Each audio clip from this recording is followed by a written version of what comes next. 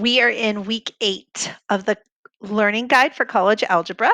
This is part 2. Now, if you missed part 1, no worries. I will put the link in the description below. That way you can access it easily. If this is the first time you're seeing my face, hi, my name's Dr. Marissa May, and I'm on a mission to help students feel successful in their math class. This video and this learning guide are just a few of the resources that I provide to students to help them build that confidence. So don't forget to hit the like and subscribe button. That way you get a notification every time a new video is posted. And feel free to reach out to me on any of my social media platforms. If you need some help or you need another resource, I have a ton of things that I can offer to help students. And I'd love to be of assistance if I can. Now, if you've been with us, you know our learning guides are designed so that in this video, we will work these problems specifically.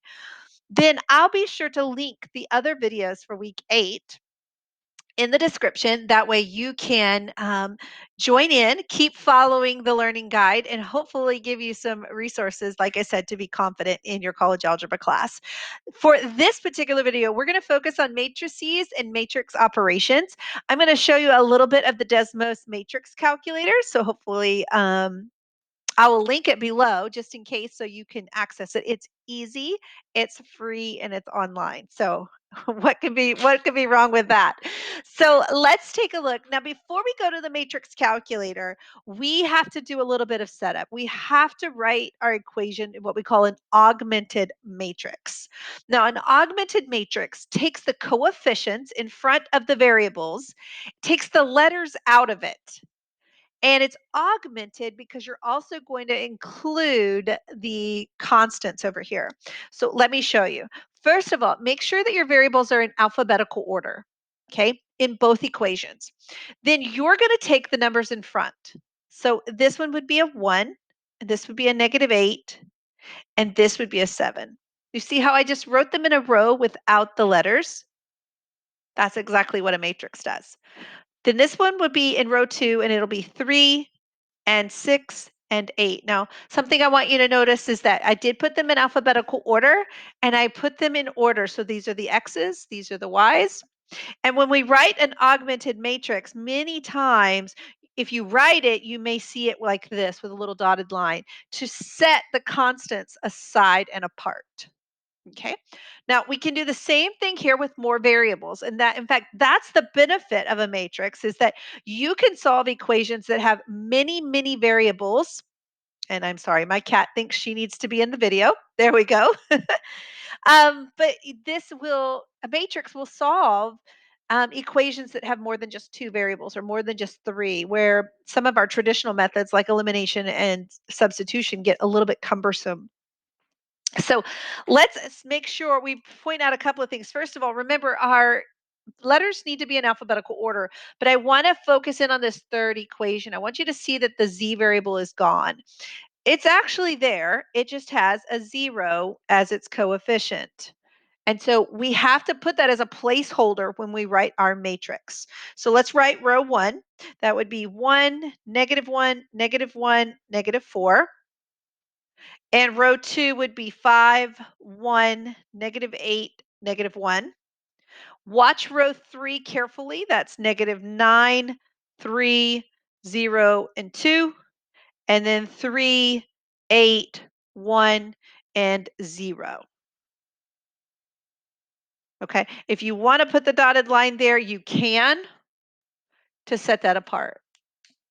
Now, in our next problems, I'm going to use these matrices. A is going to be defined here, B here, C here. And this is where I'm going to go to the matrix calculator. Now, I've linked it below for you so that you can access it pretty easily. It looks something like this. And what I love about it is you can name your matrices. So we're just going to type in, we've got to tell the calculator what we have. And so we want matrix A. Well, forgive me, we've got to start a new matrix there, and it called it A. And you'll notice that A on the calculator is a 2-row by 2-column. We actually have a 2-row by 3-column, so we'll need to increase that. Notice I just clicked the little plus button in order to increase to the size that I need. Now use your keyboard and just type and use your right arrow to move to the next cell or element, we call them in matrices, until you get all of A typed. Then you go ahead and press enter, and it has stored the A matrix the way you said it would be. Okay. Now look at problem number 3. Problem number 3 says to find -3 times matrix A.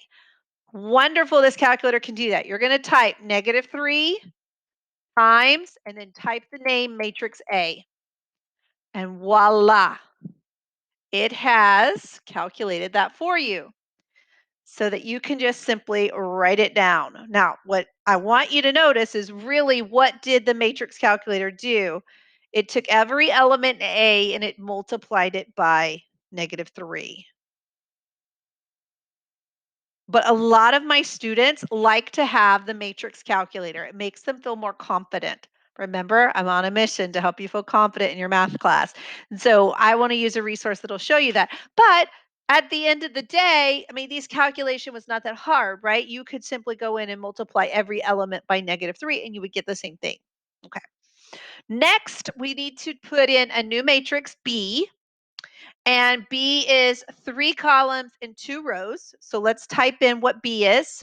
Remember, I'm just typing on my keyboard and I am using my right arrow to go to the next element or the next cell in the matrix. And then press enter. It's stored now. And let's type in matrix C now. This one is a 3-row, 2-column. And let's type that in. And we press enter again. Okay, now very important. We're going to ask it to find B times C. Order is important when you do multiplication with matrices. So it's B times C. And notice then that the matrix calculator has done all the heavy lifting for us, and that is 7, 4, -3, -3. Ta-da! Finished. So I hope that helps you with our matrix kind of design and setup, but also with some of our matrix operations. Feel free to use that matrix calculator that I'm going to link below. It is a nice tool that I encourage you to use to check your work. So thanks for watching. Don't forget to hit that like and subscribe button. I'll see you next time. Bye bye.